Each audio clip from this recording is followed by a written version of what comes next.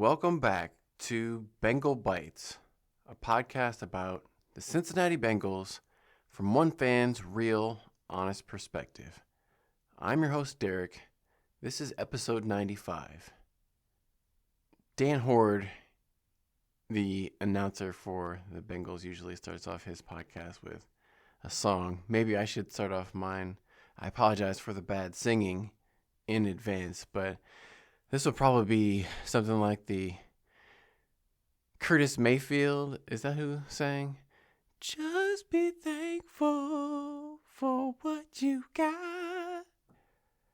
That's what we're going to have to do as Bengals fans. We're going to have to be thankful for the players that we've got, because one player, unfortunately, that we will not have for the foreseeable future is going to be Joe Burrow, star quarterback. You may have heard of him, and unless you've been living under a rock, which I have been attempting to do, I've been trying to avoid all the noise and the commentary about the Bengals lately. So if you're listening to this podcast, you're some kind of sick weirdo, or you're Laura. Shout out to Laura. She said she didn't get an opportunity to watch the game, so as I typically do in this episode, I'm going to try to reminisce and recall everything important that happened in this game, everything you need to know about as a Bengals fan, but maybe you had something going on, or you just want to hear a podcast about the Bengals. I don't know. But top story for this episode, Joe Burrow injured. He's going to require surgery on his big toe on his left foot. It's what's commonly referred to as turf toe, where his toe got bent up too far, farther than it's supposed to be bent, to the point where he's got a grade 3 sprain of that big toe joint, which basically means some kind of a tear to a ligament or some kind of connective tissue or cartilage or whatever it is in that joint is damaged. It's going to require a surgery, immobilize him in some kind of a walking boot for several weeks, if not months. There's going to be an additional rehab process. So this is going to be a significant problem for Joe Burrow. He's most likely going to miss the rest of the season. The Bengals have a capable backup, as we know, in Jake Browning, and somehow the Bengals were able to win this game against the Jacksonville Jaguars. If you just looked at the final score, I guess you would say it turned out as expected. The Bengals covered the 3.5-point spread. They did better than what I predicted. I thought this game was going to be 27-24 Bengals in this open and orange home opener. And it ended up being a 4-point win for the Bengals, 31-27. So great job. But I think if you had told me that Joe Burrow was going to get injured 20 minutes into the game and his backup, Jake Browning, was going to come in and throw 3 interceptions in that game, most people would say that the Bengals would lose a game like that. And in fact, the CBS cameras showed Bengals fans leaving the stadium. They were going down the escalator after Jake Browning threw that 3rd interception. People were giving up hope. I thought the game was probably over at that point too, because the Jaguars had it at basically like the 15-yard line going in to score. Everything looked like, and the Jaguars already had a 3-point lead at that point. But that just goes to show why you should never leave an NFL football game early, especially when it's a 3-point game and there's still like 5 minutes left to go. Like, that just goes to show you how irrational some people can be, that they would just get up and say, I can't take this anymore. I've been here for, however many hours they sat there, and then the last 5 minutes, they just couldn't take it anymore. They got to leave. I will never understand that mentality, because my question to those people is, not only do they have to live with the fact that they miss out on seeing the end of the game and the Bengals win, that they theoretically went to the stadium to see. I mean, I know they didn't want to see a loss, and by leaving early, they deprived themselves the chance of seeing the win. But also, I guess they think maybe if they don't watch their team lose all the way until the end, it didn't happen, something like that. They can pretend like it didn't happen. I don't know but also, what are they in such a hurry to go and do? Once they leave the stadium, then what? Do they have another NFL football game that they're late for that they need to get to somewhere else? Or what is so important? Do they have a child? Everybody has a child about to be born. Their wife is in labor, and all of a sudden they have to leave. What could be so critical in these people's lives that they have to get up out of their seats while the game is still going on, and they're wearing Bengals jerseys? These people have spent all this money to go to this game and then leave. I'm sorry, but the Bengals won the game somehow, and it's another week where it's conflicting, is the best way I can put it. They won on the scoreboard, but again, I don't feel jumping out of bed, enthusiastically yeah, woo, this is the start of, the Super Bowl run. The whole organization has marketed itself and built itself as Joe Burrow's team. He's the leader.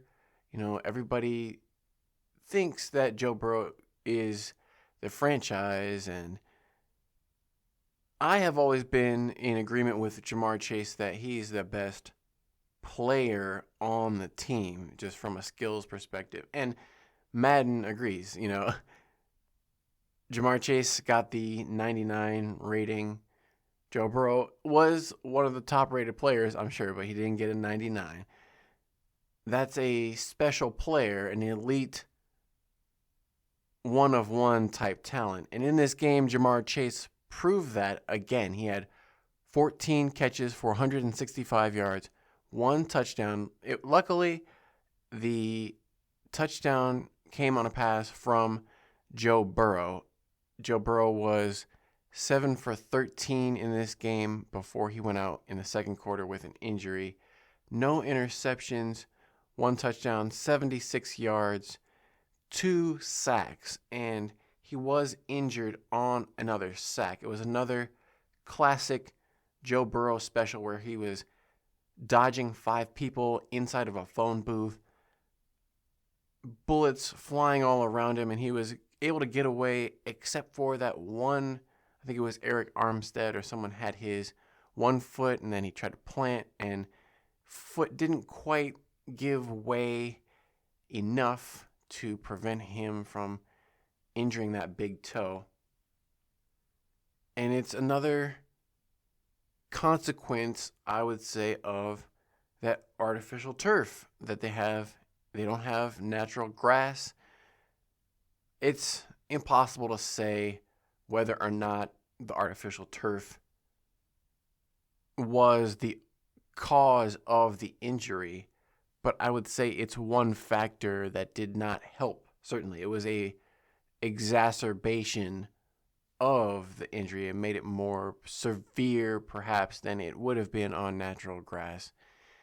And this wasn't the only injury that we saw happen to a key member of the Bengals. We also saw first-round pick Shamar Stewart, who had been looking pretty good, pretty promising in the first game and had okay play. He missed a tackle in the backfield, but he also injured his ankle. It sounds like somehow he was in a walking boot after the game as well. It doesn't sound like it's going to require surgery, but something that's going to be week to week. He most likely won't play in this week 3 game coming up. Could keep him out for several weeks, it sounds like. So that's one player on offense, one player on defense that the Bengals have lost. And the injuries are starting to pile up. It had looked immaculate coming into week 1. It was the first time I'd ever even seen an injury report for the Bengals that had absolutely nobody limited or questionable or anything at all. And that luck lasted all of about 5 quarters for the Bengals, and unfortunately it was another devastating blow to their star player. But we've seen Jake Browning come in and win games in 2023 when Joe Burrow went out. We've also seen Jake Browning throw a lot of careless interceptions, and we did see a couple of those in this game. Jake Browning ended up with 3 interceptions in the game. He also had 2 touchdown passes, but 3 interceptions, 2 of them I would say were ill-advised, like across his body, throwing it up for grabs, or just not seeing the linebacker standing right in the middle of the field and throwing it right to the guy. Plays that were not great, but also there was a play where his receiver basically stopped running the route and it went right into the hands of the Jacksonville Jaguars player. Andre Yosivas, my boy from Princeton, wide receiver, did not have a great game in this one. 5 targets, only 1 catch for 12 yards and no touchdowns. He did pick up a key defensive pass interference penalty on 4th down on the final drive that was ended up with a touchdown to go ahead and eventually win the game. Travis Hunter, the Heisman Trophy 2-way player, was guarding Andre down the sidelines, and he got called on 4th and 5 for a defensive pass interference, where, not trying to be objective and not be a homer, my opinion would be it probably was technically pass interference. He did kind of grab his arm, but in some of those situations in previous games where the game is on the line, most officials haven't made that call. Like I think it was last week, the Vikings-Packers game. The end of the game, there was a pass on 4th down, and it was kind of close, but the defender basically had like 2 arms all over the receiver before the ball even got there. More egregious than this Travis Hunter play, I would say, and it didn't get called in that situation. And I'm thinking about the game last year, I think it was against the Ravens, where it was the 2-point conversion to Tanner Hudson. They were trying to win the game, and that ball ended up going just over the arms of Tanner Hudson, but he was kind of getting grabbed by the linebacker, and they asked Joe Burrow after the game, looking on replay, do you think that should have been pass interference? And he said, 4th down, game on the line, in that situation, you're not going to get that call. So maybe it was a little bit of, luck or karma swinging back in the other direction for the Bengals, where they hadn't got those calls in the past. This time they did. I kind of agree with the Jaguars head coach Liam Cohen after the game. They asked him what he thought about it. He said he would like to see the players kind of earn it out on the field and not let the referees decide it. And just like how you could probably call offensive holding on almost every play of the game, you could probably call pass interference on every play, because the receiver and the defensive back, anytime there's a contested catch, both of them are kind of jostling for position. They're using their arms. It's not like they're robots where they're just going to be able to run right next to each other but also not kind of grab and bump into each other along the way. It wasn't the worst call. I could see it go either way. It was just kind of a little bit surprising that in that situation, that basically gave the Bengals a free get out of jail free card right when they needed it. And basically on that final drive of the game, they converted on 2 fourth downs.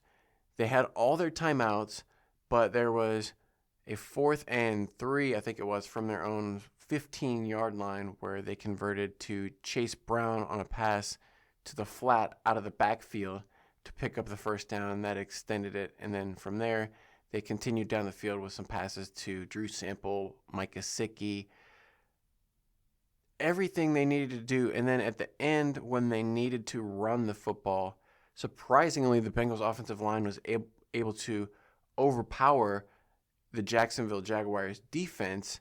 Maybe it was because it was so hot and the game had gone on for so long, the Jags defense was getting tired. This was the most that Travis Hunter had played in terms of snaps. He actually played both sides considerably. If you look at the snap counts, Travis Hunter played about 60% of offense and defense, because one of their defenders went down injured for a little bit of time. But I think it was also an excuse of, oh, that guy's injured and his backup won the Heisman Trophy last year. Put in the backup. Just, let's see how it goes. And that was kind of their plan, I think, all along. But Jacksonville even said they plan to get him a little bit more involved on defense. And just looking at from a football player perspective, Travis Hunter, it was an impressive game, even though he didn't have a great game on either side of the ball. I'm talking about Travis Hunter. Like, he had a couple drops where he probably should have caught the ball, or he had an opportunity to make some plays that he didn't quite make. But he did have a few catches.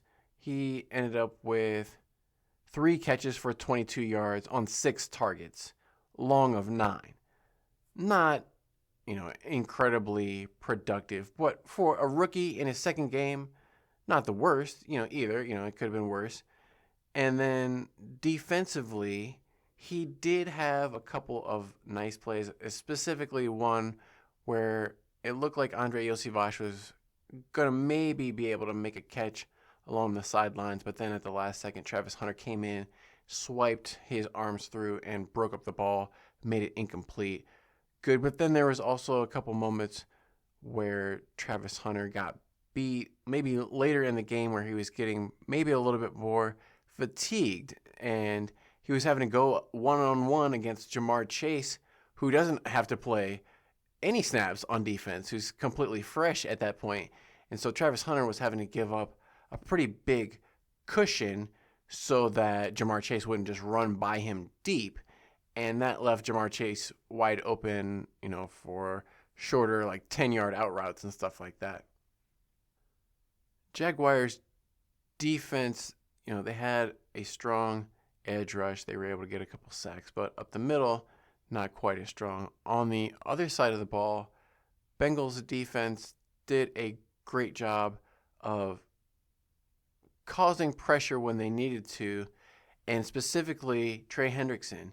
He was, interestingly, they moved Trey Hendrickson around. I don't know if it was just one play that I noticed it, but he usually lines up on the right side going up against the offensive left tackle, but there was at least one play in the game where Trey Hendrickson lined up on the opposite side going up against the Jags right tackle. He came in and got pressure on Trevor Lawrence, made him throw the ball. I think that one was an incomplete pass, but early in the game, Trey Hendrickson was able to force pressure on Trevor Lawrence when it looked like the Jags were going to go ahead by 2 touchdowns. Jacksonville came out on their first drive and just kind of had a methodical picking apart the Bengals defense. There was not a lot of resistance from Al Golden. They were playing, I think it was mostly zone, and Jaguars did a good job finding the open spaces in the zone. Trevor Lawrence was hitting passes to De'Ami Brown, and they ended up scoring on their first drive, going up 7-0 with a De'Ami Brown 9-yard touchdown pass. Bengals, they came out on their first drive, and it was almost worst case scenario right from the beginning because Joe Burrow's arm got hit on the first pass he tried to throw. He was trying to throw it out to, I think it was Chase Brown out of the backfield to the left, but right when he was attempting to throw, somebody hit his arm, and it looked for a moment like it was possibly a fumble that Jacksonville recovered, and they were trying to run it back for a fumble 6. Luckily, on replay review, they said that it was an incomplete pass. Bengals were able to hold on to the ball, and they ended up punting after -2 yards and a 3-and-out. And then Jacksonville, on their second drive, they had an 8-play, 64-yard drive, got it all the way down, up into scoring position again. Things were looking dire, but Trey Hendrickson was able to get pressure off of the edge, get into the face of Trevor Lawrence, who kind of panicked and threw the ball out to the left sideline. I think it was targeting De'Ami Brown, but Dax Hill stepped in from underneath. He was beat if the pass was an accurate pass, but because of the pressure of Trey Hendrickson, that forced an inaccurate underthrown pass that went right to the waiting arms of Dax Hill, who downed in the end zone. So that was a huge play. Anytime you can take points off the board for the other team, force a turnover, that's basically a huge point swing in the Bengals' favor. So that was a critical moment in that first quarter that kept it from getting out of hand early and gave the Bengals a chance to stay in this game. It was crazy how the Bengals, it felt like they were getting blown out even though they were still in it. They were in it. It was close the entire game, but Jacksonville started out with the lead. They kept the lead all the way up until the last 20 seconds of the game when the Bengals scored the final go-ahead touchdown. They had been trailing the entire game up until then. And there were Bengals fans, after Jake Browning threw his third interception, not midway through the fourth quarter. Let's say, I think there was about 5 minutes or so left to go in the fourth quarter, not the fifth quarter. It looked like this game was about to go to overtime for a second there, but yeah, about 5:22 left to go in the fourth quarter. Jake Browning throws his third interception of the game. Horrible, doesn't see the linebacker standing right there. The linebacker was wide open. The guy he threw it to is just that he was playing for the other team. But this was the second pass in this game intended for Andrei Iosivas that got intercepted. Andrei Iosivas did not have a great game in this one. He only had 1 catch for 12 yards on 5 targets. And a couple of the passes that were intended for him got picked off. The first one wasn't necessarily Jake Browning's fault. He was throwing it, well, it kind of was his fault because he was throwing it up into a group of like 4 different people, one of whom was Andrei Iosivas, who wasn't even looking for the ball. I don't know what he was doing. I guess his instinct was Jamar Chase was kind of also in the area, so maybe he, in his mind, always just defers to Jamar as being the top receiver in the totem pole. But when the ball is up in the air, you got to have that instinct of, that's my ball. The ball's in the air, it's my ball. I don't care who it was intended for, I'm going to go get it. And so it was concerning to me to see Andre not have the awareness to know, hey, the ball's in the air. It's in my general vicinity. I need to go try to make a play on it. It looked like he was trying to box out one of the other defenders to let Jamar come in and catch it. It's like, dude, don't let your teammate come in and catch it. You need to go make a play. They're throwing the ball to you. Go catch it. But instead, the ball went right to the Jacksonville Jaguars, and they picked it off. So there was another situation late in the game. Jake Browning, he's throwing it to Andre. He's staring him down. Jags pick it off. Fans are acting like, they're late for a dentist appointment or something. Like they're out of there. Like, what is so important that the fans have to leave 5 minutes before the game ends? Because obviously that was not the right decision. The Bengals did come back and somehow win the game, even though the backup quarterback threw 3 interceptions and Joe Burrow was injured. The mentality of, well, if I leave, maybe the loss didn't happen. People say, let's beat the traffic, but I mean, whatever. I'm not going to dwell on that fact, but I will continue to say, if you spent all that money to go to a Bengals game, you spent all the time to go down there, you spent your entire day sitting out in the sun for 3 hours plus, it's not going to make that much difference if just stay the extra 5 minutes till the end of the game and then you can leave. But some people just hate waiting in lines.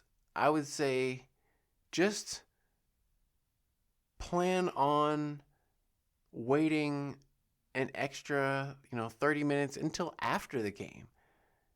Hang around, enjoy the atmosphere, take it all in. You don't have to be in a hurry. You can let other people go. Just let them go. What do you have to do that's so important? What are you going to do when you get home that I don't know. I just don't get, anyway. So it's a weird feeling because this is the second game in a row. Last week, the Browns definitely gave the Bengals a gift by missing all their kicks and giving the game away by tipping passes up into the air to let the Bengals defenders tip them off. And after this game, Zach Taylor said, we made plays to win this game. Nobody gave us a gift. So he was kind of acknowledging that last week they did get a gift from the Browns. And absolutely, the Bengals did make game-winning plays, much more so than the Jacksonville Jaguars. Brian Thomas Jr. had the worst case of alligator arms I might have seen in a long time in an NFL game. On a couple of occasions, he just kind of put one hand out and stopped running on a couple of times to the football to try to protect himself from getting hit. The coaches, it's easy for coaches to say stuff like this because they're not the one who's getting hit. But the coaches will always say, well, they're going to hit you anyway, so go ahead and catch the ball. Don't try to protect yourself. That's easy for the coaches to say, don't protect yourself, just catch it. It's kind of, it's obviously a natural instinct to flinch when you see somebody running at full speed at you. But because of the fines and the emphasis on player safety, we usually don't see players coming in and making like helmet to helmet, knocking a guy unconscious type of hits that we would have seen, 25, 40 years ago, where going over the middle, you get all your teeth knocked out and it would be some kind of like a hockey collision or something like that. Geno Stone was the safety coming over on one of the interceptions. He didn't even touch Brian Thomas Jr., but just his presence there made Brian Thomas Jr.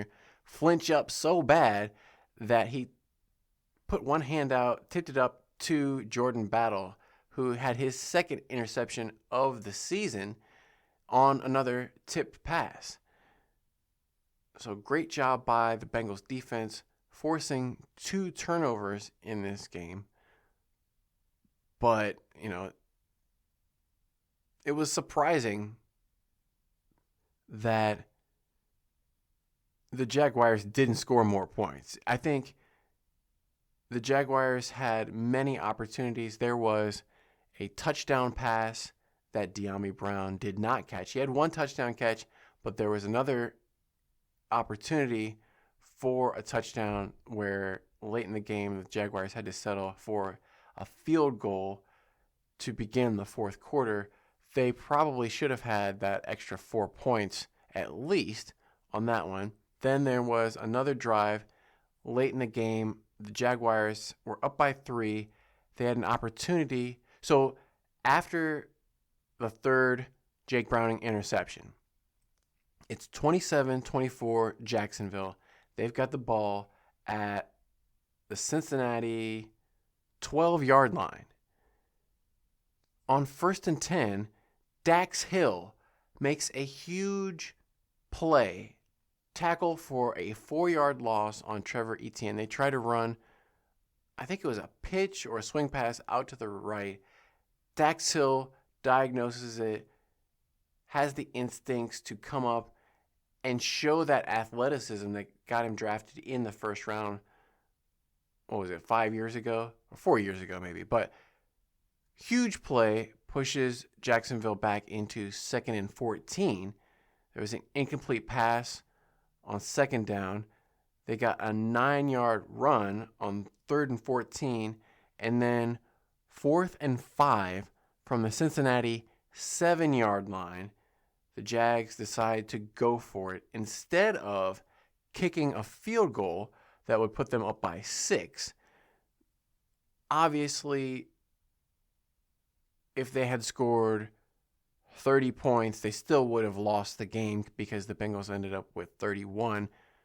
So it was the right decision, and the receiver was open. The quarterback hit Brian Thomas Jr. basically right in the numbers, and he just dropped it. Another, just missed opportunity for the Jaguars. They had everything set up to make the play to get the first down that would have probably won the game. There was, at that point, about 3.5 minutes left to go in the fourth quarter. So even if the Jaguars had scored a touchdown right there, the Bengals still had all their timeouts, and 3 minutes is still plenty of time to have one final drive. So it wouldn't have been over 100%, but critical mistakes at critical times really cost the Jacksonville Jaguars. I think, if you had told the Jaguars before the game that Joe Burrow is going to get injured, he's only going to be able to throw 13 passes, and the Bengals backup quarterback is going to come in and throw 3 interceptions to you guys, probably the Jaguars and all the players and the coaches would have said, yeah, we should win that game. And after the game, they probably felt like they should have won the game. And there were every opportunity for them to win, but the Jags wide receivers didn't make plays. And the Bengals wide receivers, for the most part, except for Andre Yosivash, who I still love, but he didn't make any plays in this game. And I don't know why my voice is getting higher like this. Bengals wide receivers did make plays when they needed to, especially people like, obviously, Jamar Chase made plays. We already knew that. But Mitch Tinsley, number 82, had his first NFL catch, and it was for a touchdown. It was another one of these acrobatic catches, came in the back of the end zone, one-handed, and as he was going out of bounds, he's falling. He gets a foot and his shin out of bounds. And, if you probably asked Brian Callahan, he would say this was not a catch, but a shin equals 2 feet. He was able to get it, and not only that, but hold on to the ball as he's going down to the ground and not have the ball come out at all. He was able to secure it with one hand. Those gloves work, but it was also just an amazing athletic play and the type of play that gets you on the field more. This was another game where Jermaine Burton was inactive, and so Mitch Tinsley is taking his snaps and he's making plays. Jermaine Burton doesn't have any touchdowns And Mitch Tinsley's, you can't score a touchdown on every catch, but he's 1 for 1 so far. And there was another huge play in this second half.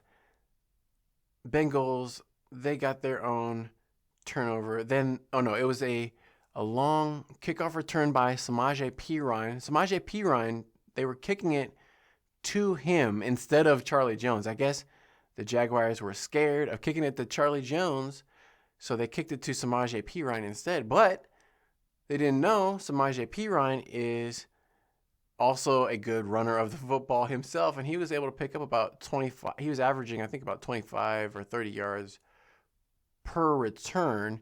He got it out, and then there was a personal foul penalty on the Jaguars. I don't know what. Some guy was just pushing extracurricular activity after the whistle, but that set the Bengals up in the Jaguars' territory to start off their drive. They had a couple of. This was in the third quarter. I'm sorry, I'm not going in chronological order, but the Bengals were down 24-17, and there was a couple plays by Chase Brown, and then Jake Browning hit T. Higgins up the right sideline, hit him right in stride with a pass about 25 yards down the field. T. Higgins was breaking open, had about a step and a half on the cornerback, and Jake Browning shot it into T before the safety could come over from the middle of the field to put a hit on, I think it was Wingard, was the safety, who had an interception in this game. But he put a hit on T. Higgins, but unfortunately he bounced off T. Higgins into his own guy. Both Jacksonville Jaguars defenders fell on the ground, and T. Higgins was basically able to just kind of walk into the end zone for a 42-yard touchdown catch and run. Huge beast play by T. Higgins. That's going to be a highlight of him for years to come, of guys just bouncing off of him like little kids, and he just kind of walks into the end zone like a grown man, and he's able to flex and dance and do all that stuff. Great play. That's what we like to see out of T. Higgins. And a bit not quite as flashy of a day out of some of the other Bengals receivers, but still they're getting the job done. I'm thinking about Gesicki and Noah Fant and Chase Brown and tight end. Let's see. Gesicki had 3 for 18. Noah Fant, 3 catches for 28 yards on 4 targets. Gesicki had 4 targets. Chase Brown, 2 catches on 18, long of 13. That 13-yard catch came on 4th and short in the fourth quarter, that last drive of the game. The last drive of the game was 15 plays and went all the way down the field. It started from their own 8-yard line. And one of the biggest plays in that drive was a controversial 25-yard defensive pass interference penalty from Travis Hunter on Andre Iosivas. This one, I thought I try to be objective and not be a homer and say every penalty should be on the team that the Bengals are playing against. But just how, after the game, the Jaguars coach, Liam Cohen, said, you could probably call offensive holding on some offensive linemen pretty much every play of the game. Same thing goes for defensive pass interference. If there's a contested catch, you could probably call pass interference because there's always going to be a little bit of jostling and hand fighting and kind of grabbing and tugging and pushing for position, and that's just kind of part of the game. And so you don't necessarily expect there to be zero contact. And I didn't necessarily see something where Travis Hunter had like a full handful of jersey and was like obviously grabbing or restricting Andre. Like, yeah, he was kind of making a little bit of contact, but it wasn't the worst I'd ever seen. I've seen much worse not get called, especially in that situation where the game is on the line. 4th and 5, last drive of the game, when you absolutely have to have it. I could see where, as a Jags player, do they really the Jags would say, let the players make the plays on the field. Don't let the referees decide the game. That's what Travis Hunter said after it is, he can't let the referees decide. He's got to make the play and not even leave it up to them, which is true.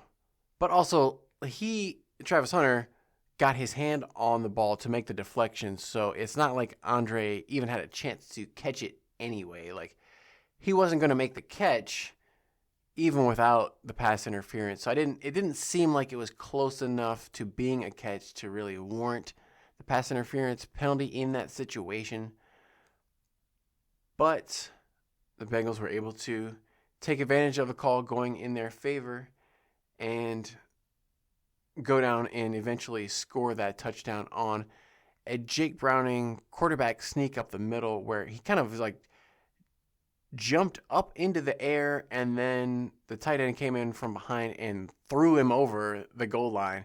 I think that was Drew Sample who was coming up from behind. It was kind of like the Eagles tush push, but instead of trying to muscle their way, for whatever reason, the Jaguars didn't have anybody diving over the top to try to stop Jake Browning. It could have possibly been another situation if they had timed it up correctly. They could have maybe caught Jake Browning in the air and caused him to fumble. But maybe it was the end of the game. The Jags defense looked pretty tired at that point, and they weren't able to put up much resistance. It was hot out there. It was a hot day. Guys were dropping like flies everywhere, it seemed, especially at one point in the game. There was, I think, 3 plays in a row Bengals defenders were going off injured. Shamar Stewart, first-round pick, hurt his ankle. It looked like I couldn't tell what happened, but he went out, could not put any pressure on his foot or ankle. Sounds like he's going to be out for several weeks for the Bengals. So, promising start to his career is going to have to be delayed. Hopefully not too long. Hopefully it's, if it's an ankle sprain and not like a fracture or anything that won't require surgery, that would be the best case scenario.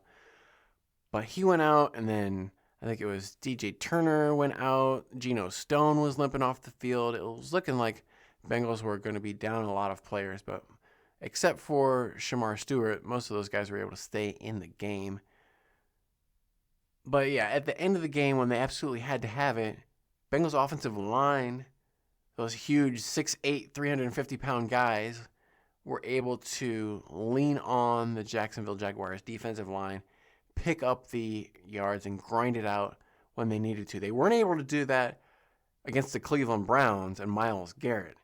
Browns were able to stop the Bengals dead in their tracks, but for whatever reason, the Jaguars, maybe their defensive line just isn't as good as the Cleveland Browns. That could be one of the key factors that went into it. But also Travis Hunter, he was getting a little bit fatigued in this game. We could see he had to play about 60% of offense and defense. Last week, Travis Hunter only played 6 defensive snaps total. I think he played about 40 snaps on both sides of the ball. And that's, more than, even for Jamar Chase, who played every snap on offense, that's, going to be 30, 40% more snaps than Jamar Chase had at that point in the game. So at the end of the game, when they had Travis Hunter one-on-one against Jamar Chase on the outside, he was having to give up a lot of cushion so that he would be able to recover if Jamar Chase tried to go over the top deep. But what that meant was Jamar was able to pick up those yards underneath on short 10-yard out routes. And Jake Browning did a good job throwing to Jamar Chase, finding him open. And Logan Ryan, I think, was the guy who was calling the game on the analysis. He was saying, hey, defensive coordinator for the Jags, this guy Jamar Chase, maybe you've heard of him, you want to get a double team going on him. And, that's a catch-22 because the Bengals have so many receiving weapons in T. Higgins, Mike Gesicki, all those guys. If and when you do double Jamar Chase, one of those other guys is going to come open. Pick your poison with this Bengals offense. They're so dangerous.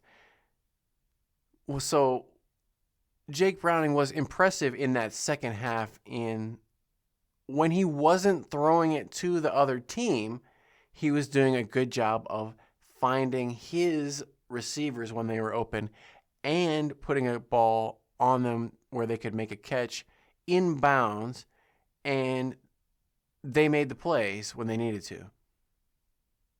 That was one of the things. I know it's sacrilege to be critical of Joe Burrow, especially when we're going to be without him, and we miss him so much already. But that was one of the things that was kind of frustrating about Joe Burrow was he was sometimes overly cautious with where he was placing the ball. He would sometimes throw it so far to the outside where it would be either out of bounds, incomplete, or his receiver would make like the miraculous catch, toe tapping grab.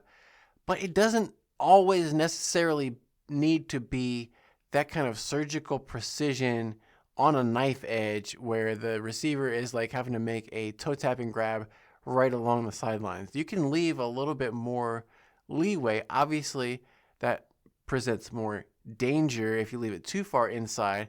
That leaves room for the defense to come in and intercept it, which happened multiple times to Jake Browning. So it's kind of live by the Jake Browning, die by the Jake Browning. You know, he giveth and he taketh away. Fortunately, in this game, Jake Browning giveth more than he taketh. But the prospect of having to watch potentially an entire season of Jake Browning does not excite me. Doesn't probably excite a lot of people. I'm sure the Bengals, owners are not pleased with this situation. They've spent so much money not only paying Joe Burrow, but also investing in marketing Joe Burrow as the face of the franchise. If you ask a citizen on the street around Cincinnati, lots of people are going to be able to recognize Joe Burrow. Kids want to be like Joe Burrow, when they're on the backyard or in the playground. They want to be Joe Burrow. They're wearing his sunglasses, and that backless suit thing still hasn't taken off. But for the most part, people want to emulate and be like their hero. But most people probably would not recognize Jake Browning on the street. If you ask typical Joe Blow, show them a picture of Jake Browning, they're not going to be able to tell you who that is or have any clue that he plays for the Bengals. And it's going to be a different experience in terms of when they do the press conference interviews. Joe Burrow is so insightful and deep and thoughtful with his responses. And I look forward to hearing Joe Burrow answer these questions. And Jake Browning's got his own personality. It's not that he doesn't have something interesting to say, but he does it in a different way. And he's more West Coast laid back, just kind of going with the flow. They ask him, oh, what about this? What about that? And he's just kind of like, I don't know, man. Like, I just went out there and, did my job. I'm a backup quarterback, so I got to come in and do what I do. And that's what I did. But, he was just kind of matter of fact. It's just a different style. It takes some getting used to. And from the reporter's perspective, they've spent so much time building up this story of the mystique of Joe Burrow, this legend. And now they have to suddenly change gears, and now it's this other guy, Jake Browning, and I have to come up with something interesting to write about him and make fans care and want to still tune in. That's the thing that's great about this podcast is I'm not trying to sell you on anything. If you're listening at this point, you're already sold. You're already a hardcore weirdo who doesn't need to be sold on anything. That's why there's no ads.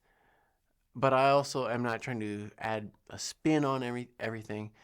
After game one, there were some podcasts that wanted to tell me, how to feel and why I should be positive and optimistic, even though it wasn't that impressive of a win after the Browns. I don't necessarily want a podcast telling me how to feel about Joe Burrow's injury. It sucks. I don't feel good about it. I'm still going to watch the games. Obviously, I don't have a choice. I'm in this no matter who's playing quarterback. Joe Burrow is my favorite quarterback in the NFL. Jamar Chase is still probably my favorite player overall, so there's still things for me to be excited about and watch. I still want to watch Jamar Chase and T. Higgins and all these guys. The uniforms still look good, The opening orange. Last year, it was too much orange. It was an orange overdose. This year, they wisely went with white pants with orange stripes with the orange jerseys, orange socks combo. So just enough of an upper body, lower body contrast to still look good without overdoing it. So there's lots more, good-looking uniforms. They're going to have the white out with the white helmets. I know everybody gets excited for that. So it's going to be another colorful season, more things to be excited about. But I am going to have to readjust my expectations for the season. At the beginning of the season, I said they were going to win the first 2 games, which they have done. And then I said they were going to win the last 3 games. And then the other 12 were going to be 50-50. So I said they were going to be 11-6, I think is what I said. Right? 5 plus 6, 11. So I'm going to say for the remainder of these 15 games, if they can go one game better than even with Jake Browning at quarterback, and let's hope that Jake Browning stays healthy for the rest of this season because it's still a long season. 15 games left to go. There's no guarantee that he's going to be able to stay healthy. And let's not forget, Jake Browning is susceptible to those hand cramps. If you remember a couple seasons ago, he wasn't hydrating, wasn't doing the stretches or whatever he needed to do, and his hands started cramping up, which is not good for a person who needs to use their hands to throw a football. So Jake Browning better be guzzling pickle juice on the sidelines if it gets hot out there. I don't want to see any crampy hands from Jake Browning. But they're going to need a backup as well. So that's going to be interesting.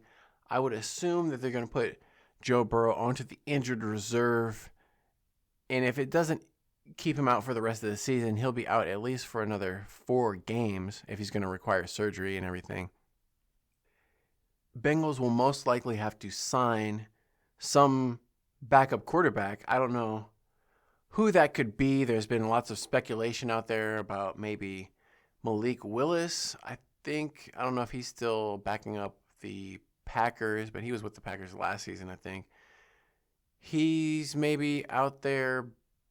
There's people talking about Mike White, the Bengals killer, guy who threw for like 400 yards or whatever it was in his first start when he was playing with the Jets. I think Josh Johnson is still on the Ravens at this point, but Taylor Heineke is out there. Desmond Ridder is still out there, but I don't know if we want to see any more Desmond Ridder. Unfortunately, it'd be a nice story if he could come back and play, but he didn't look outstanding in the preseason or really at any point in his career so far. But there aren't that many people out there who are as skilled as Joe Burrow and Jake Browning. They also do have Brett Rippon on the practice squad, I believe. So as long as he hasn't been already claimed by anybody, they might have to bring Brett Rippon onto the active roster just to keep him around.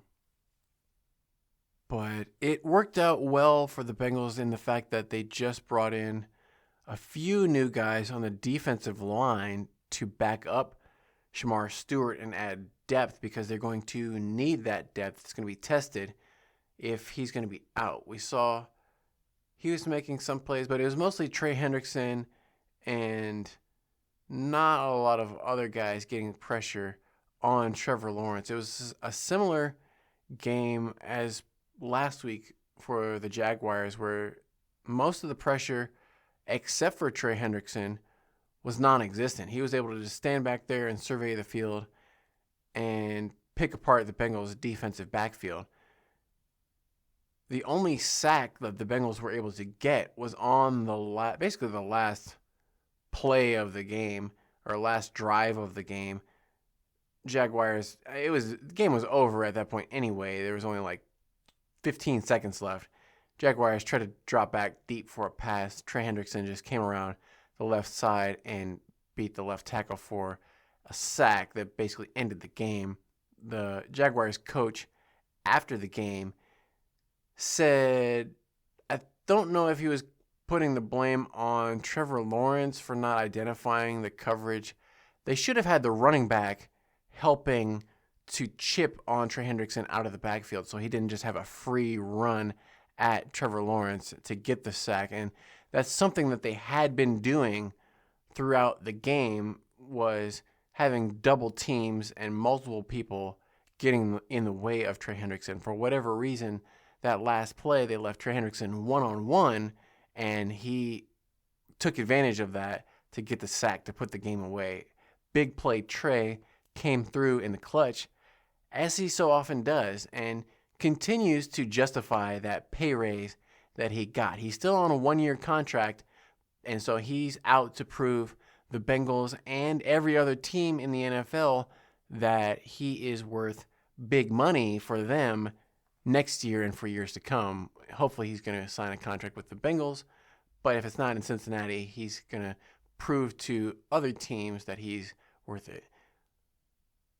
Overall, I was encouraged by what I saw in the game outside of Joe Burrow getting injured. And it's so hard to separate those two things, because when you're watching star quarterback of the team with a look of pain on his face, he throws his helmet on the ground, he's got the doctors and trainers coming over, examining his foot, and then he just kind of had a look of defeat, like he knew it was a serious injury, and he laid back flat on his back, closed his eyes, put his hands up over his head, and just kind of laid there. And then the cameras panned to the crowd, and they showed people with their hands over their mouths and just looking stunned in disbelief, and anxiety was abound. Everybody, they very uncomfortable feeling at that moment. And then later they showed Joe Burrow limping, not able to put any weight onto that foot. He got up and walked it off, but he couldn't really walk or put any pressure onto that one foot.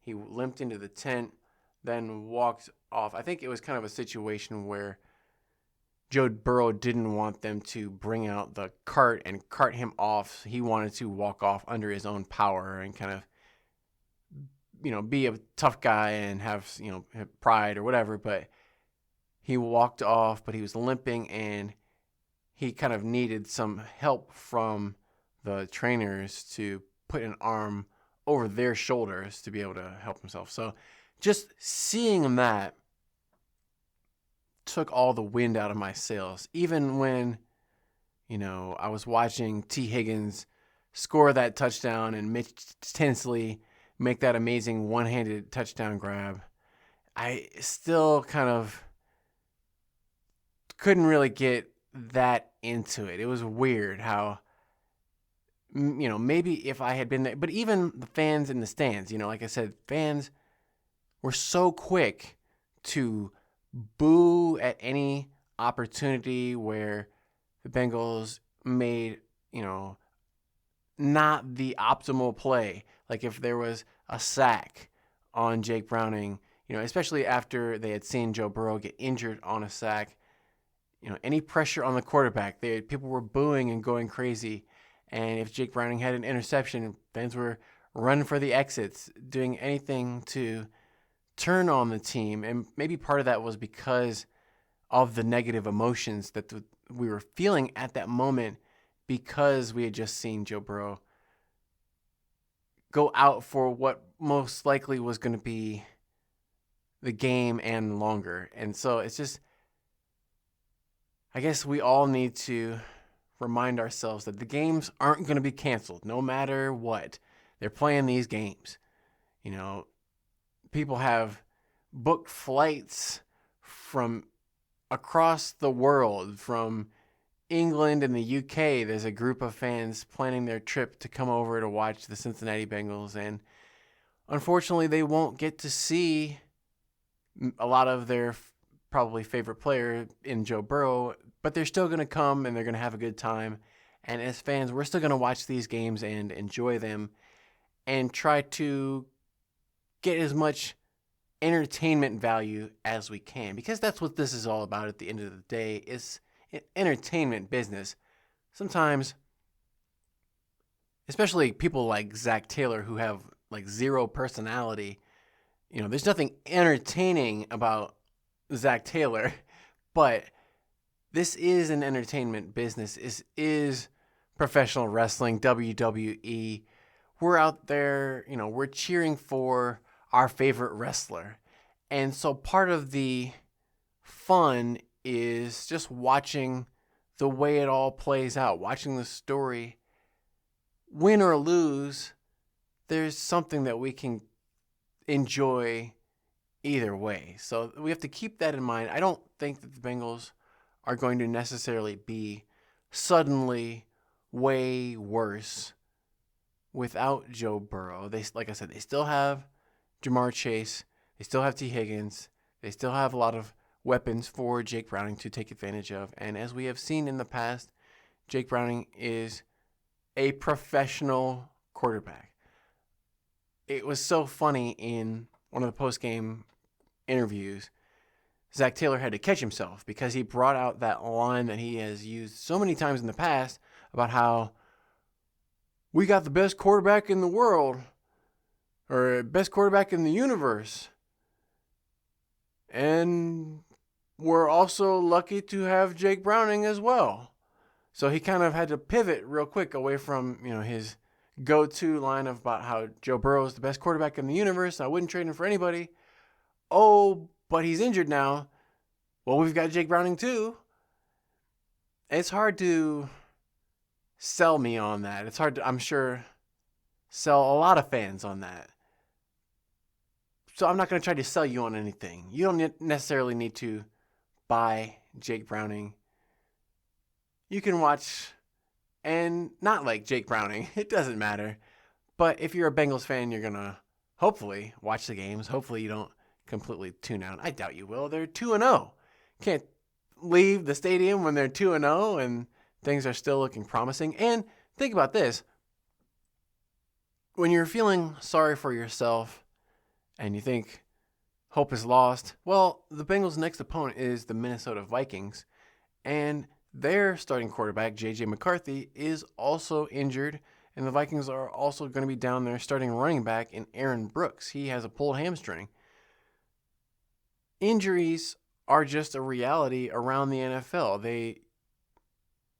They happen to star players. No amount of big money contracts can totally prevent players from suffering injuries that will prevent them from playing in these games. And this is a violent physical sport where you've got big, heavy people flying around, landing on top of you.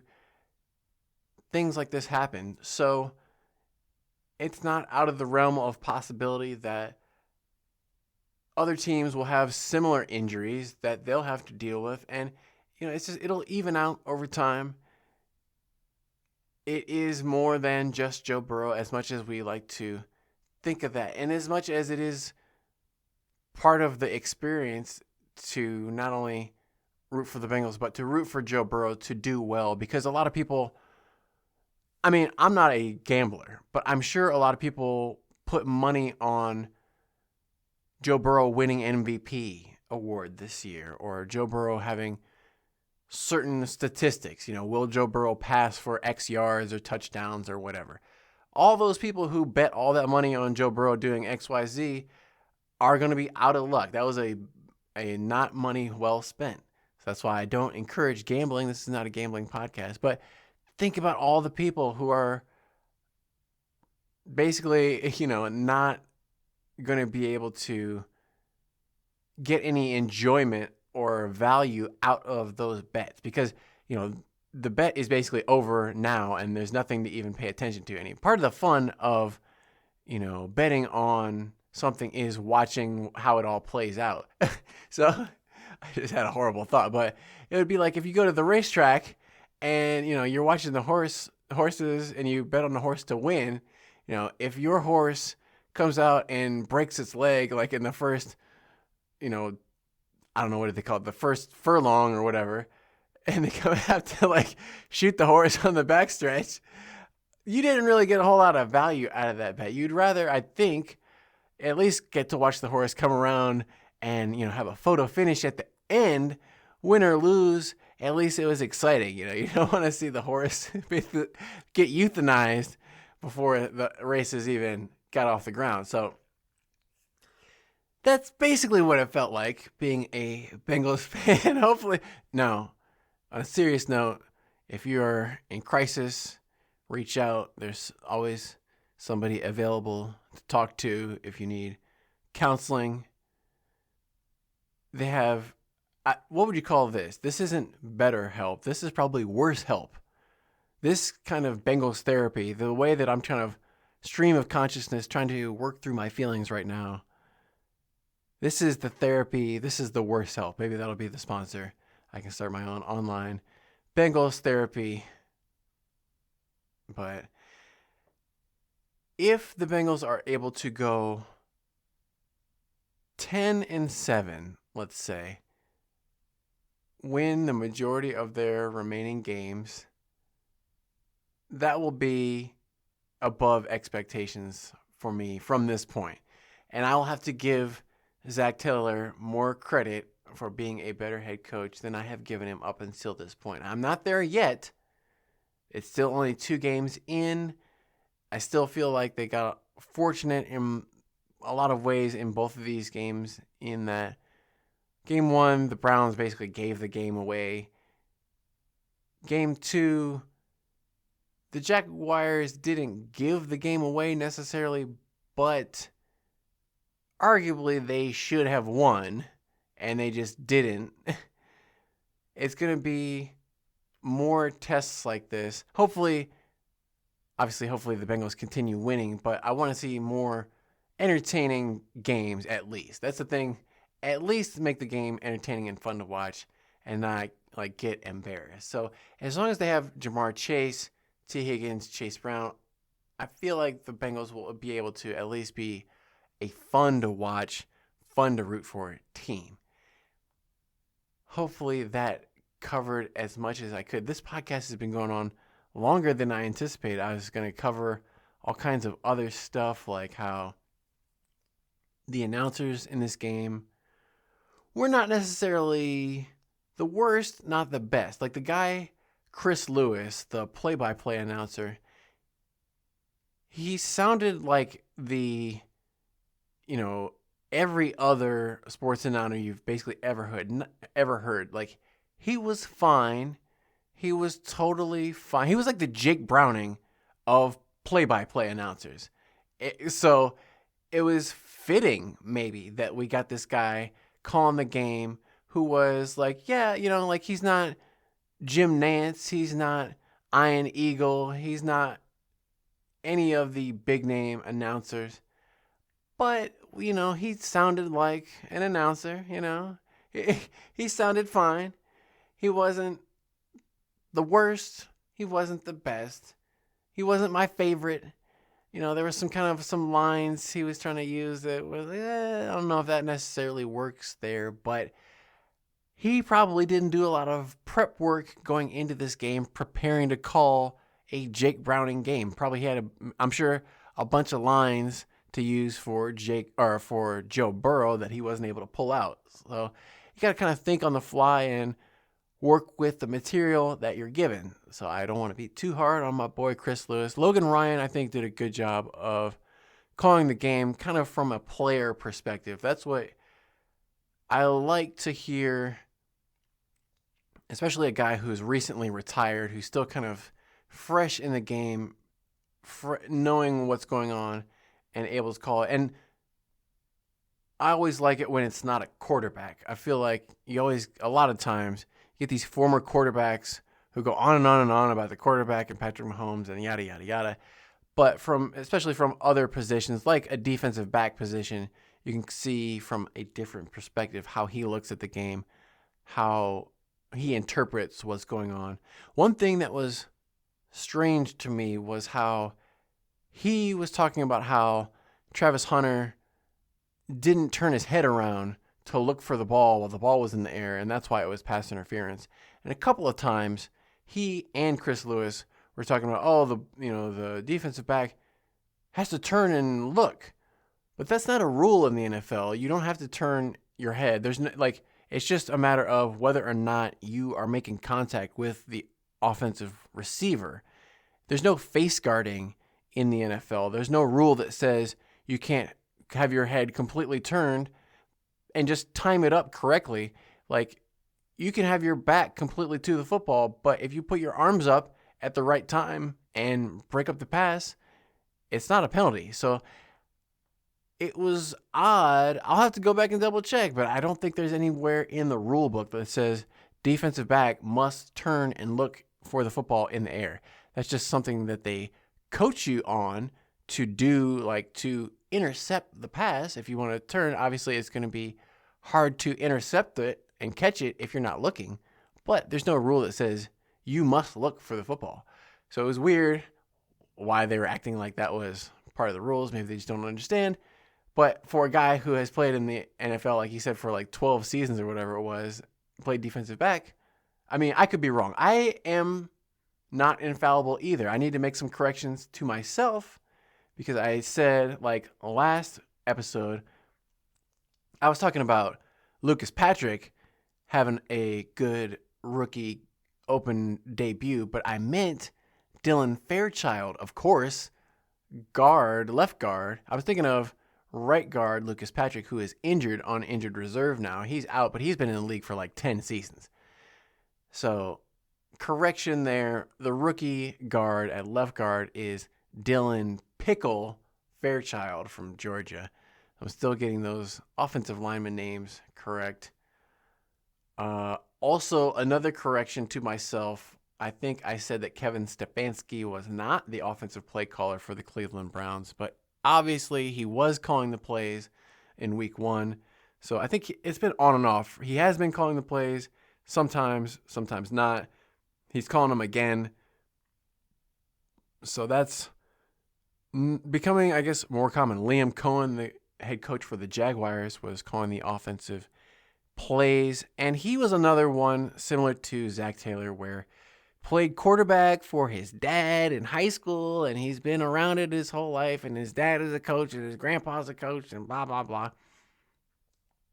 I think sometimes these guys, they get overconfident in themselves and their knowledge and what they can do because they've been given every opportunity in life to succeed, and so they're put into these positions of power, and then they feel like they absolutely know what they're doing when sometimes they don't. So like they were asking Liam Cohen about some of his decision-making in the end of the game, whether or not it was the right decision to go for it on some of those fourth downs or not. And it's easy to say in hindsight when you lose that you should have made a different decision, but he was very strong in his convictions and, oh, absolutely, 100% I would have done it that way, wouldn't have done it any other way. And it was surprising the way he was kind of almost selling out his players and putting the blame on Trevor Lawrence and not shying away from criticizing his receivers who weren't making plays. But everybody with eyeballs can see Brian Thomas with the alligator arms not making a good effort to catch the ball that got intercepted. And they asked him, did you see that? And he said, yeah, I did see that. And we're going to have to talk about that. So he didn't deny it or play dumb or ignorant, which is one of the things that Zach Taylor would have absolutely done.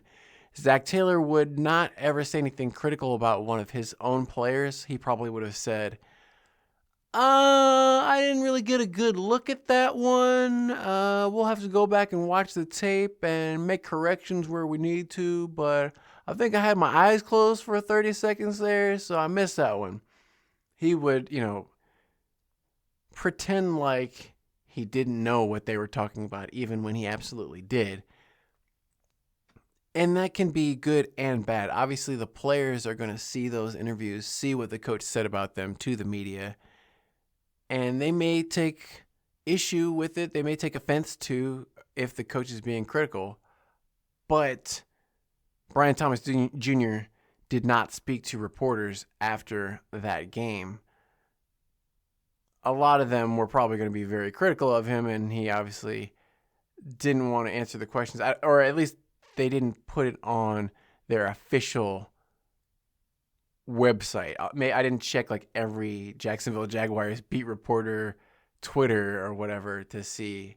Maybe somebody did get some kind of a quote from him, but I didn't see any quotes from Brian Thomas Jr. after this game to give any kind of explanation for why he did not catch those passes that he absolutely should have caught. But I was impressed with Travis Hunter in his maturity. It's good that the Bengals were able to play Travis Hunter in only his second game, because I think while it wasn't the best game on either side of the ball, offensively or defensively, he had kind of a couple of rough plays on both sides. The fact that Travis Hunter was able to play both sides of the ball at a reasonable level is impressive in and of itself. And he's only going to improve as he gets more and more experience. And it's just going to be scary when he actually figures out what he's doing on offense and what he's doing on defense. And right now, he's just kind of out there playing on instinct and natural ability, which has gotten him obviously all the way to the NFL. Once he kind of puts it all together, figures out the game, the speed of everything, what's expected of him, what he can get away with, what he can't get away with, he is going to be a nightmare for a lot of teams in the league if he can stay healthy. That's the thing. I love Joe Burrow. I want to see him play every game, but he hasn't been able to stay healthy. And so I hope for better luck for Travis Hunter, because he's a special player. Even though he doesn't play for the Bengals, he plays for another team. But as a fan of football and as a fan of someone who enjoys watching talented players put their gifts on display, I want to see a long and productive career with lots of crazy highlights from Travis Hunter on both sides of the ball. He hasn't really shown much on offense yet. He hasn't made any kind of crazy plays, but I think that's just a matter of time. But I think that does it for this long recap episode. There was a lot to discuss, a lot of feelings to talk out, and hopefully that therapy session was beneficial, useful for you as a Bengals fan. We'll get through this together somehow, some way. I keep coming up with funky ass shit like every single day. No. We'll be back on the next episode. It might be a little bit of a different episode. I may have to record it from my phone instead of my typical good audio setup here. So I apologize in advance for lack of editing and good sound quality in the preview. Probably nobody will listen anyway, but we're going to do a preview of the upcoming game against the Minnesota Vikings. Jake Browning as starting quarterback, QB1 from here on out. But we still got Jamar Chase. I'm going to keep telling myself that. I'm going to keep drinking my own Kool-Aid, so to speak, and keep reminding myself of what I said, that the best player on this team is Jamar Chase. They still have a chance as long as they have their best player. He was still getting all of his statistics with Jake Browning or Joe Burrow or whoever it is that's throwing him the ball. He's open. He's always open, as we know, and he's going to continue to show that. I'm going to continue to support him and this team. So on that note, I'm going to leave you with a WhoDey and stay hungry for more Bengal Bites.